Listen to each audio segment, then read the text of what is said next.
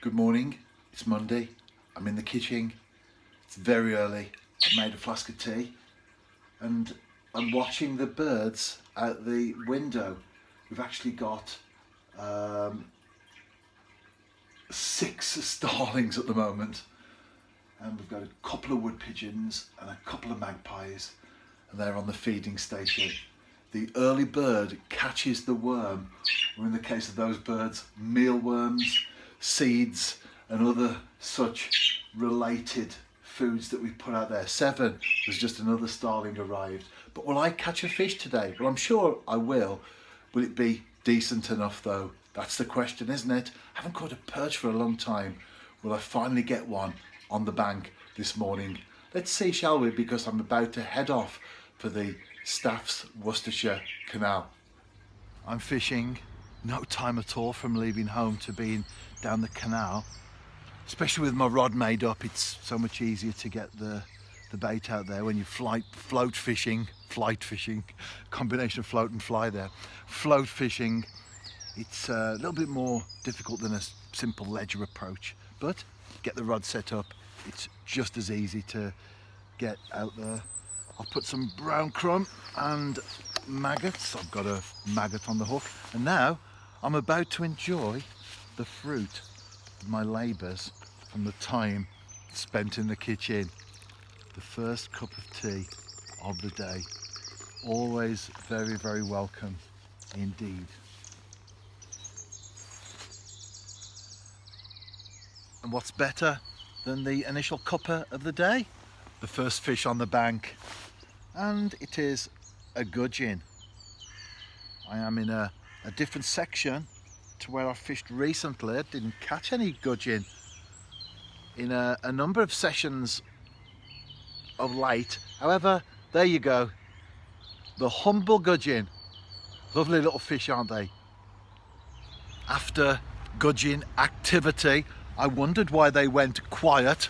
Well, the first one in a long time. It's only a small perch, but I think even the fish of this size will make the mini species quite nervous. And who knows, there could be some bigger ones lurking beyond this. I'm fishing with a Graze rod, a small Shimano reel, and then the float, quite a small one.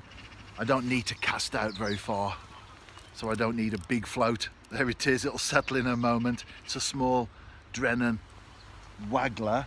I've got 4-pound line on the reel itself, and then a 5 feet hook length, as it were. It's a big hook length of 2 pound 8 ounces fluorocarbon. And then the shot's fairly evenly spread out, not too much shot on there. It's a small float. That's the little anchor shot. That's key, that one is. Keep it on the deck. And I can vary that, so that can move up and down. I've pinched it in such a way that it won't affect the line. That's important when you're pinching shot onto mono, that you don't weaken the line. The last thing you want is a good fish and you have a snap. Size 18 Drennan Super Specialist hook and a maggot. That's been doing the business for me. This particular setup on all my canal sessions as of late. I've just cast out again, and let's see if that bigger fish is lurking in the background. Who knows? That's the great thing about angling, isn't it? You don't know what'll turn up next. It's still quite early, so not too many people out and about, but a man's just gone past with his dog and he said, "How's breakfast?" I said, "Well, the ones I've caught have gone back." And there are people who still think that you eat what you catch.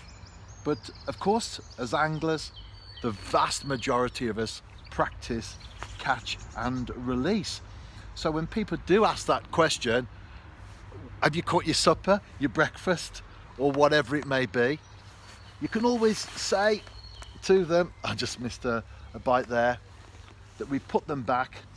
And it's a great opportunity, isn't it, to talk about the conservation aspect of angling.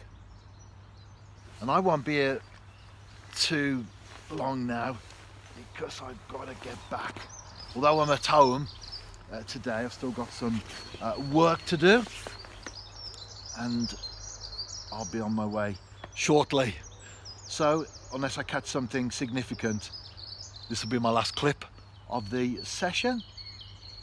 But while I've been talking, you've seen some of the fish that I've caught. Nothing big today, but as I often comment, I've certainly enjoyed being out and about this morning.